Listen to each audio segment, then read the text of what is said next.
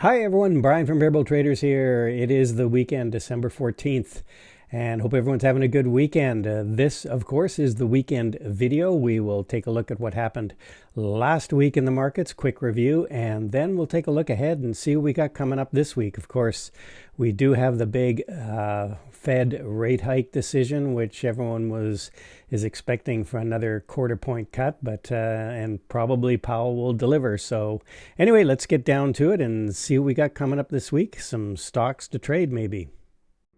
Okay, so let's start out as we always do with a quick week in review. We got both CPI and PPI reports Wednesday and Thursday. The CPI data was roughly in line what was expected, although that month-over-month number was a little bit higher than people would have liked to have seen. And PPI data came in on Thursday, and that showed a number that was higher than what was expected. Expected number was 0.3, and we got a 0.4. So that was a little bit disappointing, I think, for probably the bulls. And but regardless, on the Wednesday, the CPI data moved the markets up, and everybody was all excited and pricing in that possibility for a rate cut in December to almost 100%. It was around 97, 98%. That Fed Powell is going to cut on Wednesday next week, or announce a cut there.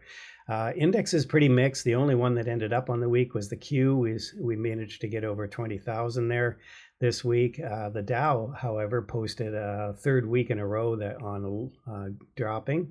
So a little bit of a mixed market there. Communication and services and customer and consumer discretionary, biggest gainers of the week. Healthcare and utilities worst. Utilities, of course, competing for with the interest rates, and you can see here 2-year Treasury was up 4.25, and the 10-year back up to 4.4%. So a response to maybe some of that, maybe even PPI data showing that inflation is still not completely under control there. So of course the dollar was up with the interest rates being up, and Bitcoin's managing to hold above $100,000 here, at least last time I checked. So that was your week in review. And before we start looking at some of the indexes and some potential trades for next week, I always like to do a quick plug for some of my books that are on Amazon. How to Swing Trade. It's been there quite a while, quite popular. Profiting as an Active Trader, a little more in-depth. Swing trading and position trading, and How to Trade Options, my third book.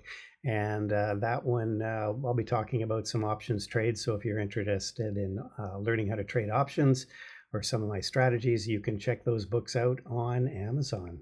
So let's get down and look at some indexes. So before we get into the indexes and looking at some of those, just wanted to point out some things that I've noticed recently in the markets. These front page, the overview page on Trading Terminal, has a lot of information, a lot of good information, and you can see some of the stuff I am specifically looking at here, this advancing and declining number of stocks. And you can see here we've got quite a few declining stocks versus advancing. Now this is Friday numbers, and Friday was a little bit bearish, especially for the Russell, but overall the NASDAQ and the Q SPY sort of settled out pretty even. Dow down a bit here, but this is about I think the 10th or 11th day we've had more declining stocks than advancing stocks. So not great for internals. New highs, new lows. Again, a lot more new lows. You can see 81% new lows. The stocks that are above the 50 AMA pretty closely split, but more tending to the downside. And this number is starting to move this direction as well. We've still got a little bit more stocks above the 200 MA, but I think this number is increasing as time is going on here.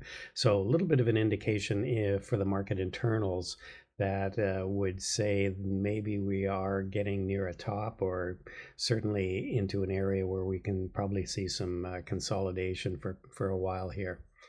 So just a note there, and let's get into the indexes. So for the indexes, let's start out as always looking at the treasuries, and you can see here this is the price of the 10-year or the longer term treasury bonds, and you can see here we've had quite the rollover last week. We had broken this downtrend here, and this was a pretty significant move back down on the price of the bonds, which of course means that yields have shot back up, which we already saw. And that's we've come back down to an area of support here, so it's going to be interesting to watch next week. But of course, there is still a lot of concern about inflation. Obviously, with that PPI number that we got, and that was partly the issue here, where we got this big sell-off Thursday, gap down Thursday, and continuation Friday, and even the CPI number a little hot on the month over month. So again, concerned that the Fed may not be as eager to continue to cut rates after maybe this one that's coming up next week. The dollar, of course, the dollar always responds positively when the yields go up, and of course that's what we saw. Nothing too surprising there.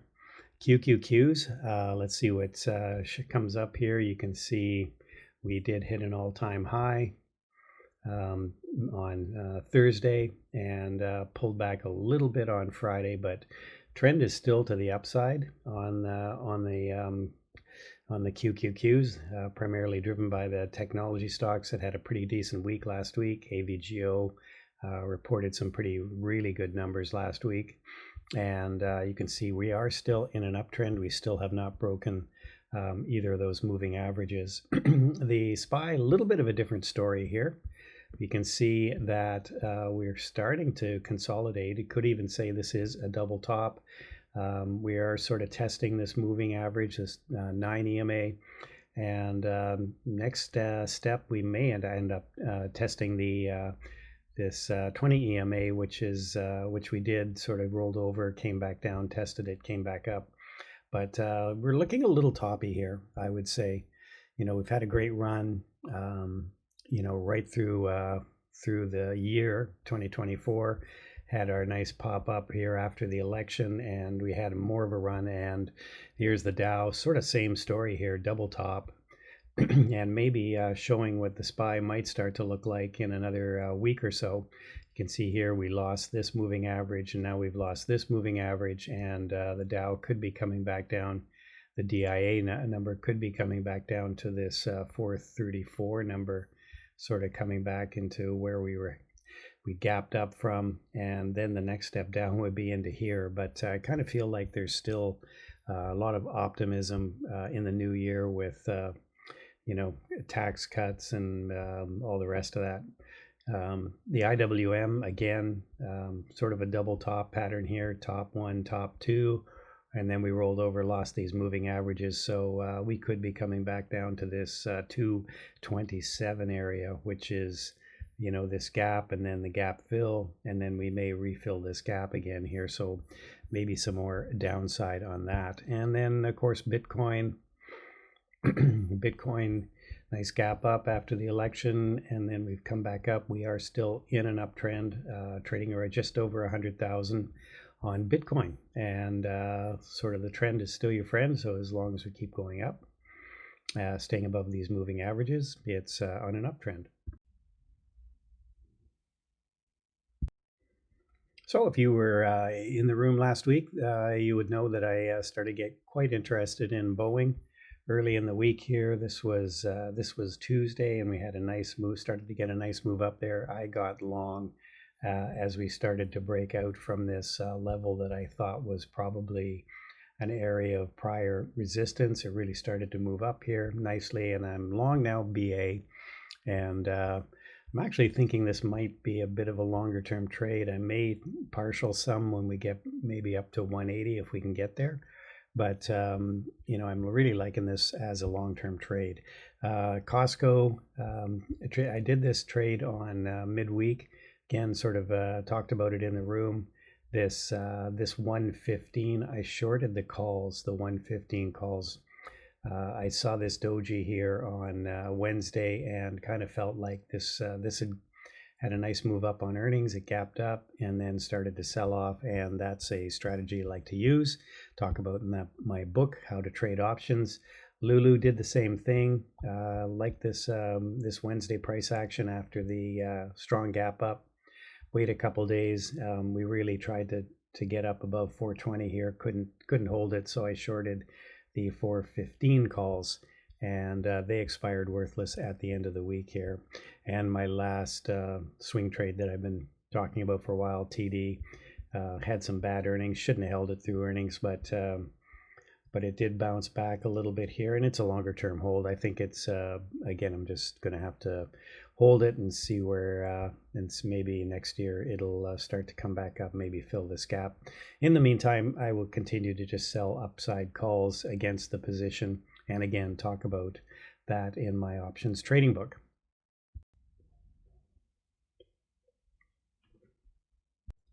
Okay, so for next week, some of the stocks I am going to be watching, even though it's probably going to be a lower volume week as we get closer to the last weekend before the holiday. So like starting with Nvidia, you can see Nvidia here actually looks like a bit of a head and shoulders pattern. Here's your left shoulder, here's your head, and here's your right shoulder. And this, of course, we're very close to this, what I would call the neckline. So once we drop below this neckline, which is around 132, I'm going to call it, just based on this prior high here, we could come back down into the 120s area. So keeping an eye on Nvidia, it doesn't look very good. Again, sort of a double top pattern here, and then a pullback, and then a lower high. So lower from this high here, lower high. But sellers were willing to step in at a lower price and sell the stock. And now we're looking at some pretty important support very close to it. AVGO is another one I'm looking at, popped up here again. This was a really nice report. And again, I'll be looking for the same strategy. Next week, I'll be looking for it to put in some kind of a topping pattern after it's had this huge move up. And then I will pick out some calls to sell above there, and expect them to expire worthless at the end of the week. And that again is a strategy that I discuss in my options trading book. And here's PayPal. PayPal's kind of on watch here. It's looking like it's going to continue to move higher here. And someone came out with a price target of over $100. It does sort of look like it's moving in that direction, although a little bit concerned about the overall market. Here's another one that's kind of interesting. Whoops, move this over. It's called Archer, and it had a big run up here, big pullback, kind of looks like a higher low here. Here's your low, here's a pullback, and the buyers are willing to step in at a higher price than this low. So and it looks like it's getting ready to retest this prior high here, and jumped into a few shares on it, and be watching it on Monday to maybe add to that position. And Lunar, I'm still watching. This was from last week's watch list. It came up, and now it's just trying to hold this 1150 level. So if it can start to move back up above these moving averages, we may retest this sort of $14-15 level. But again, no position yet, but still watching. And that's what I'm watching for next week. It's a pretty thin list, and like I said, we're going into the end of the year, so we'll see what happens in this week after the Fed decision and PCE data that is going to come out on Friday. All right, let's wrap things up here for December 16th, week of that last week, full week before the holidays that are coming up. You can see here, there's where we are with the Dow, Q, SPY, and IWM right now with your support and resistance levels. As far as economic events go, we do have some retail sales stuff on Tuesday, should be interesting. Expect a strong number there. This big decision that'll be coming up that everyone will be watching will be this rate decision. And then, of course, Fed Powell speaks at 2:30, and that could be a market mover more so. I think everybody's expecting this rate cut. I don't think Powell is going to disappoint the markets with another quarter point cut, but what he says after might be more influential. And then, of course, we get the Fed's favored inflation index, which is the PCE data. It will be coming out 8:30 on Friday morning. So it'll be interesting to see what the PCE data says about how we are fighting inflation, or how the fight is going. And as far as earnings go, it's a pretty thin week here. We've got Micron, which is after the close on Wednesday, could be interesting. Nike and FedEx on Thursday after the close, and of course we got a cruise line, which have been doing pretty well Friday morning. So that's it, everybody. That's the wrap for the week. Hope you have a good week. Join us at 8 o'clock live on YouTube. Pre-market show starts, and of course live you can stay with us on YouTube if you really want, and we'll be trading the market open. Otherwise, we'll see all our members in the room, and hope you have a great rest of your weekend. Cheers, bud.